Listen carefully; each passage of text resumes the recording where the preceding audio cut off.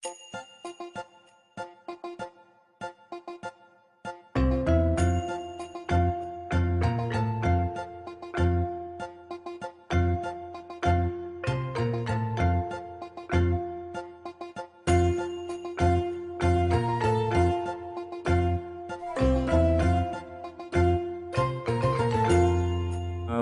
mau tanya sedikit ya Pak ya, tentang pengalaman Bapak nih Pak. Sebelum beternak sapi itu latar belakang Bapak tuh seperti apa ya Pak ya? Sebelum beternak sapi, saya terus ternak ayam. Akhirnya ayam makin banyak. Pas itu ayam saya kena penyakit. Nama ayam kena penyakit, pada mati. Kan saya dulu ngirim anak ayam tuh ke tukang pur. Iya. Beranak, saya jualin ke tukang pur tuh, pur ayam yang ada di pinggir jalan.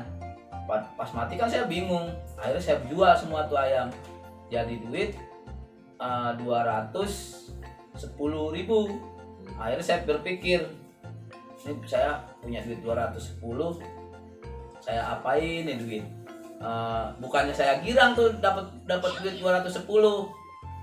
Akhirnya saya berpikir sama istri, akhirnya saya beliin kambing.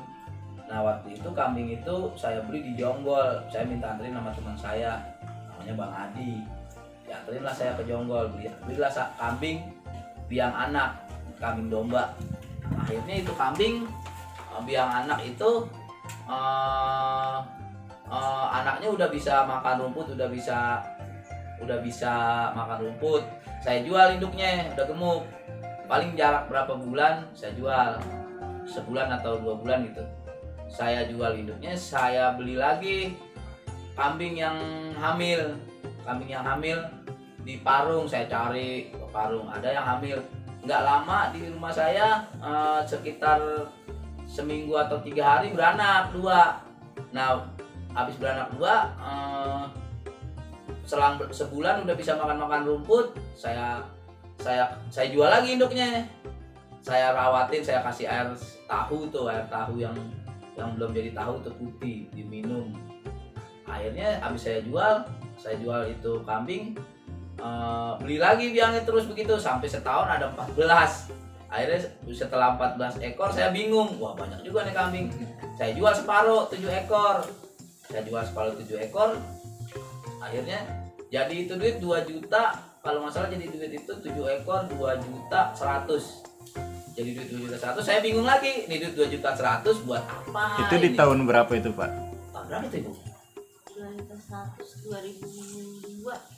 Iya begitu. Tahun 2002, kambing 7 ekor hanya 2.100.000 Pak. Berarti masih murah ya Pak ya? Biang bandot saya jual tuh. Kan masih ada 7 tuh kambing saya, yang kecil-kecilnya itu. Akhirnya saya jual itu kambing jadi 2 juta. Saya bingung lagi tuh punya duit 2 juta. Bukannya saya girang, saya bingung punya duit. Mau diapain ya duit biar supaya banyak. Nah akhirnya saya beli sapi. Tuh, saya beli sapi. Saya ajak lagi tuh teman saya yang kemarin tolongin saya, anterin saya beli sapi. Akhirnya saya beli sapi 1. Nah kan kandangnya saya bingung, bikin kandangnya nggak punya duit. Nah akhirnya saya masih bujangan itu, saya pernah naruh sapi di tempat teman. Masih bujangan, saya emang udah seneng binatang, saya pernah naruh sapi. Oh iya, saya pernah naruh sapi dulu. Akhirnya saya minta uang saya itu, saya buat bikin kandang sapi. Akhirnya sapi 1 itulah jadi 200 ekor terus begitu. Dibantu sama istri saya, dia usaha. Terus begitu perkelipatan 1 jadi 2 yang saya bilang tadi tuh, 1 jadi 2, jadi sampai sekarang saya beli tanah, beli apa, beli itu. Itu dulu beli sapi 1 ekor itu harga berapa tuh Pak? 2.100.000. 2.100.000. Itu sapi umur berapa itu Pak? Tahu dah umurnya orang pokoknya saya beli masih kecil ya 2.100.000. Itu di tahun 2002 ya Pak ya? 2002, 2001 dah. 2001, 2002 ya Pak ya? Jenis apa itu Pak? 2001 dah. Sapinya jenis apa itu Pak? Sapinya nggak tahu, saya kagak ganti sapi dulu. Waktu baru-baru yang penting saya beli sapi aja, loreng-loreng merah total sapi jonggol apa sapi apaan tahu. Saya piara setahun 10 bulan saya piara, saya jual lagi jadi uang 4.200.000, 4.200.000. Saya jualnya sama orang buncit namanya Yoyo. Masih ada kali tuh orang. Nah, saya jual, saya bingung lagi tuh. Wah, ini banyak nih duit. Nah, akhirnya saya beliin 2 ekor. Saya beliin kan 1. Saya jual 4 juta. Setelah 10 bulan saya jual 4.200.000. Saya beliin 2 ekor. Dapat 2 ekor. Saya dapat 2 ekor, habis dapat 2 ekor. Waktu itu saya baru bikin kandang muat sapi itu 5 ekor. Kan udah 4 tuh. Udah 4. Habis gitu kan kambing saya bikin banyak tuh kambing. Iya. Ya, kambing saya jual lagi tuh kambing gitu. Saya buat modal bikin kandang, bikin itu. Nah, terus berkelipatan lah tuh. 1 jadi 2 jadi 4, 2 jadi 4, 4 jadi itu. Nah, terus setelah itu kan saya jual kambing bikin dongdang 10 ekor tuh. Akhirnya penuh tuh. Akhirnya saya udah 10 ekor, saya berhenti tuh. 10 ekor, udah 10 ekor aja. Saya beliin tanah sebelah rumah. Beliin tanah, sapi tetap 10 ekor, tapi saya punya tanah. Habis gitu, tahun berikutnya lagi, tetap 10 ekor. Tapi saya bangun kandang. Harusnya kan 20, dari 10 kan harusnya kan 20 ekor. Caranya bagaimana? Kalau saya taruh 20 kan nggak muat. Orang saya dikasih tanah cuma 100 meter sama ibu saya. Nah, akhirnya 10 ekor saya beliin tanah, saya diemin. Tahun berikutnya saya bangun. Tahun berikutnya baru 10 jadi 20. Kan udah beli tanah, bikin kandang banyak. 20 jadi 40 gitu. Beli tanah lagi nggak muat gitu. Nah, terus di setu tahun-tahun terus lama-lama pas setelah di setu udah nggak muat, saya beli di Mampang sini Depok. Begitu juga sama, nggak ada sapinya baru-baru. Nggak ada sapinya. Kalau untuk kandang yang di Mampang ini di tahun berapa itu, Pak? Tahun 5 tahun kali Bu ada Bu. 2016 ya, Pak. 2016 baru mulai beli tanahnya. Baru mulai beli tanahnya. Ini baru. Terus ini tahun habis ini pengen beli tanah di mana lagi, bikin lagi kandang sapi. Gitu. Rencananya saya pengen kalau ada rezeki, ada umur, panjang umur, ada rezeki, saya pengen miara sapi perah, pengen buka cabang lagi gitu. Pak, dulu di masa baru-baru nikah itu kenapa nggak milih kayak orang-orang misalkan untuk kerja di luar atau gimana gitu, Pak? Saya kan nggak seneng kerja sama orang-orang. Ntar bisa saya gamparin tuh bos. Saya nggak seneng kerja, saya senengnya hewan, binatang. Terus dulu ya suka dukanya namanya kok pasti orang nanya makannya dari mana kan gitu ya, melihara sapi ini pasti kan orang pasti makannya. Dulu tuh saya makannya itu ya apa adanya makan. Misalkan ya ketemunya saya daun singkong, ya saya makan daun singkong pakai nasi.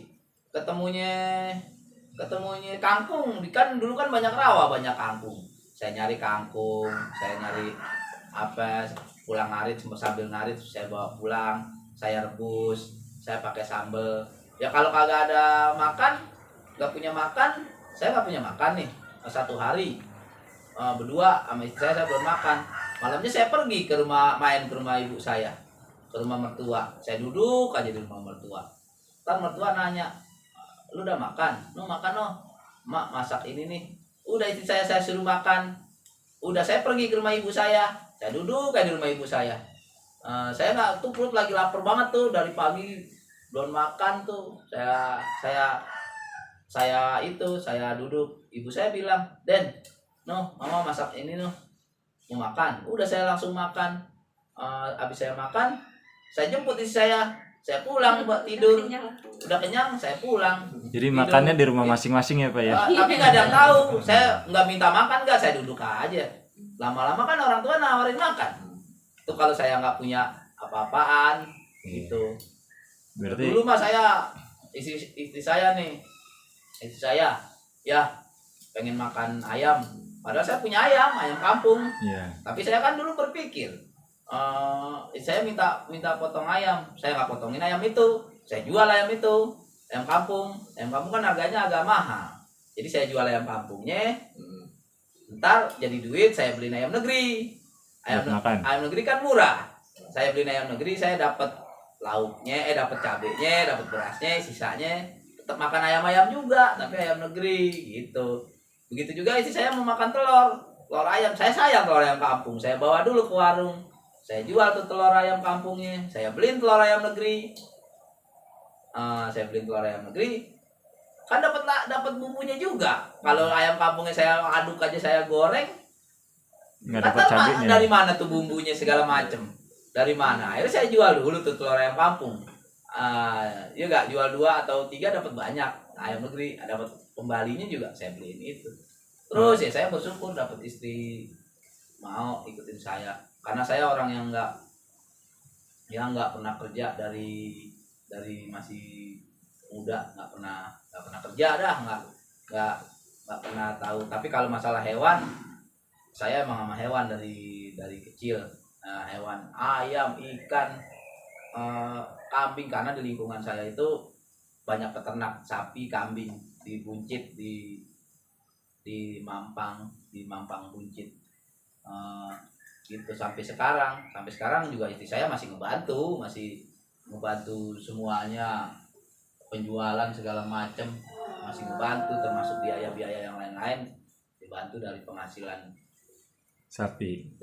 Bukan dari sapi, dari penghasilan kalau istri sapi, ya, Pak, kalau ya? sapi itu buat yang gede-gede, buat beli tanah, buat beli itu. Enggak, kalau yang buat makan kita cari aja sendiri, kita cari. Kalau mau buat beli tanah, buat beli yang jumlahnya mahal-mahal tuh dari sapi. Dari sapi ya, Pak, ya?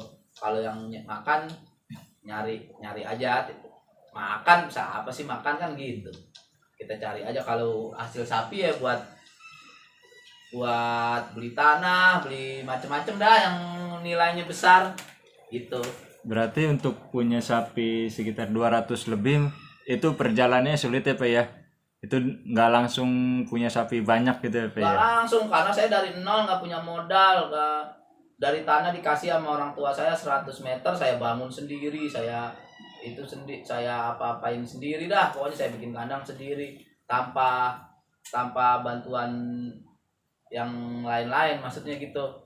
Dari peternak sapi saya jalanin sendiri. Lapar, yang penting sapi makan. Sedikit saya mah saya nggak pikirin, nggak makan satu hari nggak makan, berdua istri. Itu saya alamin. Saya berapa tahun tuh nyari makan di kebun. Jadi kebun kan dulu kan banyak kebun di daerah Setu Babakan. Banyak orang nanam singkong, daunnya pucuknya saya ambilin, saya buat pulang arit, saya bawa. Ada jantung pisang, saya masak jantung pisang. Ada kangkung. Itu aja tiap hari makan. Ya kalau lagi ada rezeki ya kita beli tempe. beli itu Pak, gitu. Motivasinya dong, Pak, untuk peternak sapi. Ya pokoknya kalau peternak sapi, kalau mau berhasil ya harus prihatin, jangan sombong. Itu intinya itu, jangan sombong, jangan di sapi itu nggak bisa buat sombong-sombongan. Sapi saya bagus nih, ini belum tentu itu. Kalau sapi yang kita beli sapi bagus itu belum tentu bagus hasilnya. Beli sapi jelek itu belum tentu jelek hasilnya. Jadi kalau mau jadi peternak sapi itu, satu, jangan sombong, jujur, sama jangan suka bohongin orang. Maksudnya bohongin orang tuh ya sapi kenapa, sama jangan suka ngecewain petani-petani yang lain itu. Jadi intinya jujur ya, Pak, ya? Jujur terus ketekunan ya, Pak? Prihatin ya, kecuali kita anak orang kaya, keturunan orang kaya, baru mau lagu apaan juga nggak itu. Kalau saya kan emang dalam arti bukan saya orang susah banget. Dulu waktu itu orang tua saya main properti di Jagakarsa tahun 93, 94. Terkenal bapak saya main properti. Bukan berarti saya nggak mampu. Bahkan saya pernah ditawarin buka toko obat sama abang-abang saya. Saking dia malu melihat saya sapi nyari empan sapi pakai sepeda dari jalan kaki, terus pakai sepeda ngangkutin ampas pakai sepeda. nyari empan ke pasar minggu, nyari kulit jagung, kolong-kolong balai tukang jagung. Mungkin dia begitu orang tua saya. Ada yang nggak begitu suka gitu, maksudnya apa mungkin gitu saya bisa gitu. Saya nggak minta sama orang tua saya, minta ini atau sama kakak saya berdiri sendiri, saya mau diri sendiri. Yang ilmu yang saya dapetin dari Jawa, dari pesantren, itulah yang saya terapin sendiri. Karena waktu itu guru saya, kiai saya bilang, kamu nanti kalau pulang dari sini pakai ilmunya. Kalau kamu jadi tukang sayur, pakai ilmunya. Kalau kamu jadi tentara, pakai ilmunya. Kalau kamu jadi calo, pakai ilmunya. Jadi ilmu dari pesantren diterapin dalam usaha Bapak ya Pak ya? Dalam Iya. usaha beternak sapi ya Pak ya? Ya, maksudnya kata-kata kiai saya itu saya dengar, saya ikutin.